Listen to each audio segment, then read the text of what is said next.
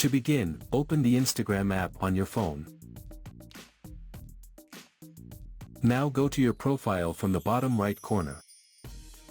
Then tap the three lines from the top right corner. Swipe up to scroll down, and locate the section called, How Others Can Interact with You. Then select, Messages and Story Replies.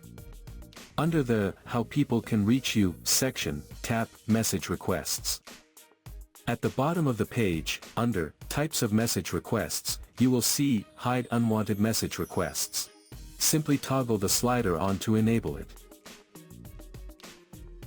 From now on, messages from people you don't follow or interact with will automatically be filtered out. You won't receive notifications for these unwanted messages, keeping your inbox cleaner and more manageable. So that's how you can hide unwanted message requests on Instagram.